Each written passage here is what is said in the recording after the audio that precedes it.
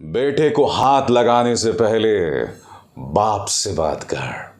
शाहरुख खान ने ऐलान किया पहले जवान के ट्रेलर में, और उसके बाद जवान के ट्रेलर का भव्य रिलीज हुआ बुर्ज खलीफा से। शानदार आयोजन था दोस्तों, और शाहरुख खान ने बाकायदा रेड जैकेट पहनकर एक बार फिर वही बात कही। ऑल द पेरेंट्स यार, बेटे को हाथ लगाने से पहले बाप से बात कर। To all the parents, God bless you, have a good evening. तो दोस्तों, सोशल मीडिया में इस बात को लेकर चर्चा है कि जो शाहरुख खान ये कह रहे हैं कि बेटे को हाथ लगाने से पहले बाप से बात करिए, दरअसल शाहरुख खान ने कहा किसके लिए? याद कीजिए, अक्टूबर 2021, नवंबर 2021, दिसंबर 2021 शाहरुख खान के परिवार पर वार हुआ था। उनके बेटे आर्यन को एक झूठे ड्रग्स केस में फंसा दिया गया था। और कौन था व्यक्ति? गृह मंत्रालय के अंतर्गत काम करने वाला समीर वानखेड़े, गरीबों का सिंघम, जो उस वक्त गोदी मीडिया न्यूज चैनल्स का हीरो बन गया था दोस्तों। मगर इस व्यक्ति को धीरे धीरे एक्सपोज किया एनसीपी नेता नवाब मलिक ने। वो पूरी की पूरी प्रक्रिया किस तरह से निष्पक्षता से कोसों दूर थी, किस तरह से उसका मकसद सिर्फ और सिर्फ शाहरुख खान के बेटे पर निशाना साधना था। एक एक करके परत दर परत मामला खुलता गया। यह भी बात सामने उभर कर आई कि किस तरह से आर्यन को गिरफ्तार किया जाता है और एक ऐसा व्यक्ति उनके साथ सेल्फी खिंचवाता है जो नारकोटिक्स कंट्रोल ब्यूरो का हिस्सा ही नहीं है, जिसका एक आपराधिक इतिहास है। इनफैक्ट रेड में भारतीय जनता पार्टी से जुड़े लोग भी रेड में शामिल हो जाते हैं। और उसके बाद गोदी मीडिया में शाहरुख खान के परिवार के खिलाफ एक तूफान आता है दोस्तों। शाहरुख के बेटे को बदनाम करने के लिए झूठी झूठी खबरें चलाई जाती हैं। यह व्यक्ति समीर वानखेड़े, इसका यही अंदाज़े बयान सुशांत सिंह राजपूत मामले में था, जब उसने सुशांत सिंह राजपूत की गर्लफ्रेंड रिया चक्रवर्ती के खिलाफ झूठे प्लांट्स किए थे, झूठी और वाहियात खबरों को मीडिया में लीक किया था। रिया चक्रवर्ती और उनके पूरे परिवार को बदनाम कर दिया गया था। दीपिका पादुकोण, रकुलप्रीत सिंह, श्रद्धा कपूर, उन्हें पूछताछ के लिए बुलाया जाता है और उनके बारे में भी झूठी जानकारी जो है वो साझा की जाती है। दीपिका पादुकोण पर निशाना साधा जाता है। क्यों? जब जेएनयू पर हमला हुआ था दोस्तों, यही दीपिका पादुकोण जेएनयू के छात्रों के साथ खड़ी हुई थी।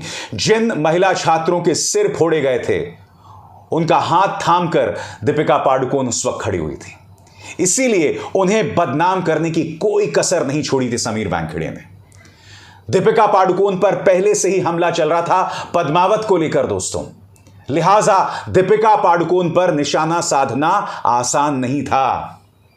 और फिर पठान भी रिलीज हुई थी, आपको याद होगा दोस्तों। तब भगवा बिकिनी को लेकर एक बार फिर दीपिका निशाने पर आई थी।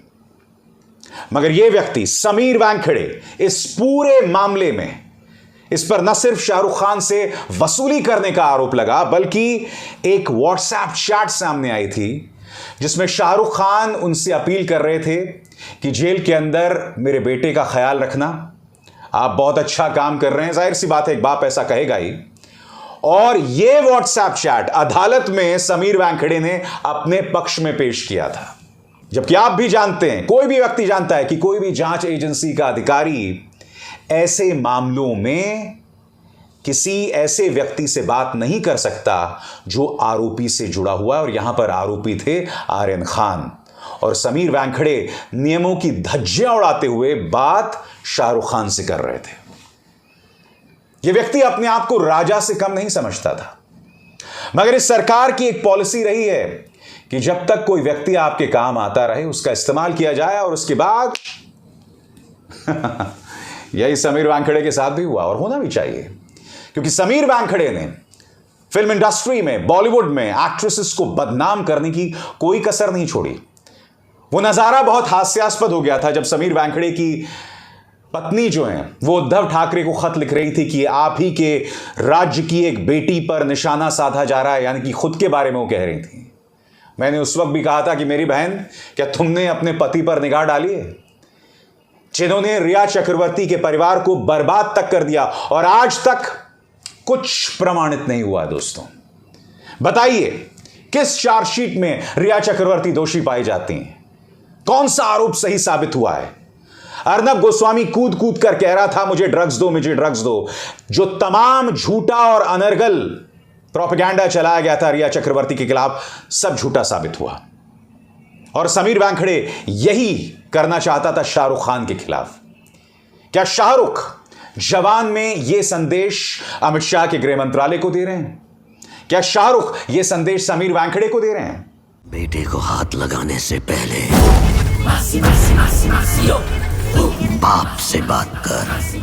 क्योंकि मैं आपको याद दिलाना चाहूंगा, जब पठान रिलीज होने वाली थी और जब बॉयकॉट गैंग ने शाहरुख खान पर निशाना साधा था, तब शाहरुख खान ने मंच पर खड़े होकर कोलकाता से बताया था कि सोशल मीडिया में नकारात्मकता है और हम सबको पॉजिटिविटी यानी सकारात्मकता को गले लगाना चाहिए।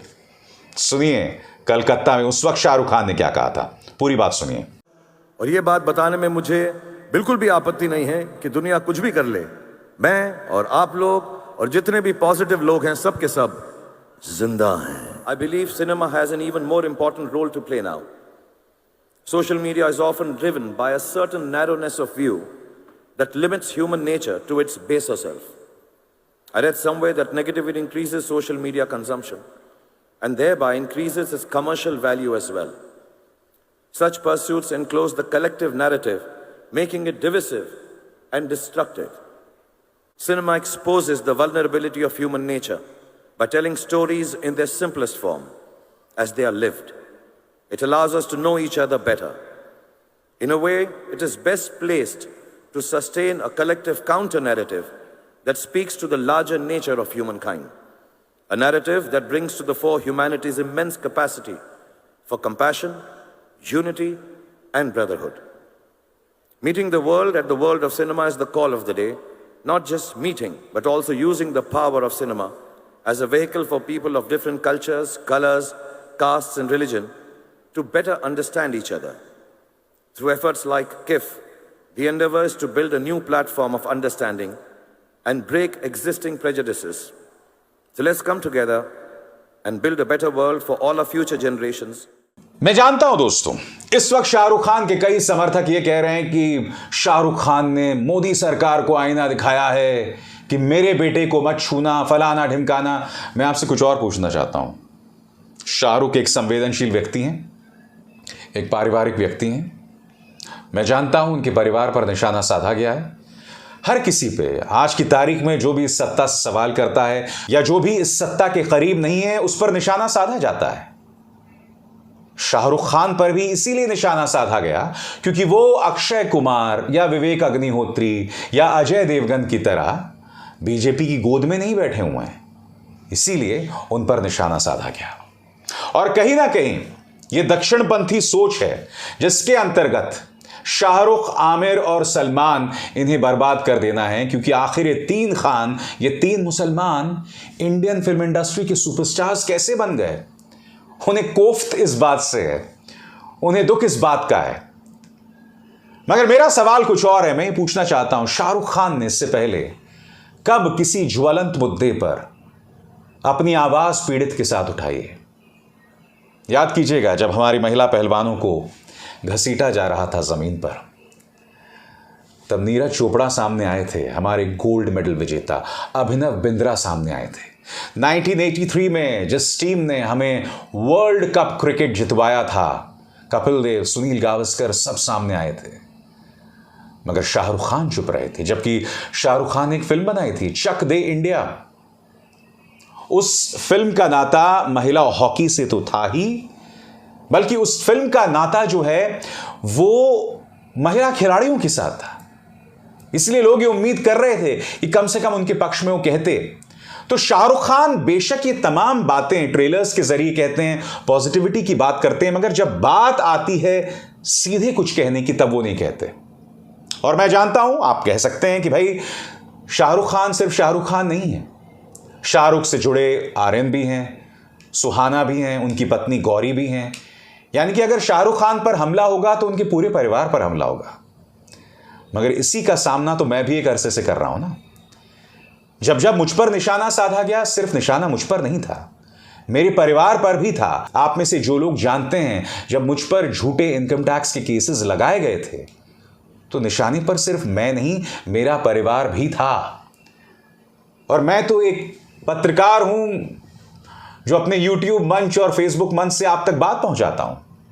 मेरे पास तो शाहरुख खान जैसे रिसोर्सेज भी नहीं है कि बड़े बड़े वकीलों को हायर करके अपने केसेस लड़वा सकूं। मैं अपनी बात कह रहा हूं। मेरे खिलाफ दुष्प्रचार भी चलाया जाता है, झूठा प्रचार चलाया जाता है। हालांकि एक एक प्रचार का मुंहतोड़ मैं जवाब देता हूं और फिर उन नफरती चिंटुओं की बोलती बंद हो जाती है। मैं जानता हूं आपके जहन में एक और सवाल होगा कि शाहरुख खान अकेले नहीं है, शाहरुख खान के साथ उनकी पूरी फिल्म है। अगर शाहरुख खान बोलेंगे तो इसका खमियाजा उनकी पूरी फिल्म भुगतेगी। और यह कहीं ना कहीं दुर्भाग्य है दोस्तों। यह दुर्भाग्य इस देश का, यह आईना दिखाता है कि भारत कहीं ना कहीं एक कमजोर लोकतंत्र है। यह लोकतंत्र जिसमें हर किसी को अपनी बात कहने की आजादी नहीं है। क्योंकि आप हॉलीवुड का रुख करें, अमेरिका का रुख करें, वहां के जो बड़े बड़े सितारे हैं वो खुलकर उस वक्त के राष्ट्रपति की आलोचना करते हैं। रॉबर्ट डिनीरो इस दुनिया के महानतम एक्टर्स में हैं, मगर यह व्यक्ति ताबड़तोड़ उस वक्त के अमेरिकी राष्ट्रपति डोनाल्ड ट्रंप की आलोचना करता था, डरता नहीं था। क्यों?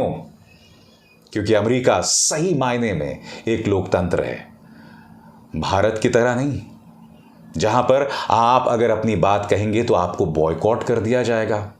और बॉयकॉट करने में कोई और नहीं, सरकारी मंत्री जो हैं सबसे आगे रहेंगे। याद कीजिएगा, आमिर खान ने इंडियन एक्सप्रेस के मंच से सिर्फ इतना कहा था कि मेरी पत्नी इस बात को लेकर चिंतित है कि देश में किस तरह से मॉब लिंचिंग हो रही है। आमिर ने यह कहा कि उनकी पत्नी ने आगे यह कहा कि मुझे इस बात का डर है, इसलिए मैं अपने बच्चों को विदेश भेज देना चाहती हूं। बाद में आमिर ने कहा कि मेरी पत्नी ने जो बात कही है बहुत बड़ी बात थी। आमिर ने सिर्फ इतना कहा था। स्वर्गीय मनोहर लाल पर्रिकर ने खुद इस बात की पुष्टि की थी कि आमिर खान से जितने ब्रांड्स जुड़े हुए थे सब पर दबाव डाला गया कि बतौर ब्रांड आमिर खान को हटाया जाए। यानी कि जब यह सरकार निशाना साधने पर आती है तो आपकी रोजी रोटी को नोच देती है। शायद यही डर शाहरुख खान के मन में, शायद यही डर बाद में जाके आमिर खान के मन में आ गया, जो एक जमाने में खुलकर कहा करते थे। मैं इस बात को समझ सकता हूं, मगर यह बीड़ा, यह मशाल किसी ना किसी को तो उठानी पड़ेगी ना। सच किसी ना किसी को तो सामने रखना पड़ेगा। मुझे खुशी है कि किसी ना किसी अंदाज में शाहरुख ये बात अपनी फिल्मों में छोटे छोटे डायलॉग्स के जरिए कह ही देते हैं। इसे बंद मत कीजिएगा। अविसार शर्मा को दीजिए इजाजत। नमस्कार। स्वतंत्र और आजाद पत्रकारिता का समर्थन कीजिए, सच में मेरा साथी बनिए। बहुत आसान है दोस्तों, इस ज्वाइन बटन को दबाइए और आपके सामने आएंगे ये 3 विकल्प, इनमें से एक चुनिए और सच के इस सफर में मेरा साथी बनिए।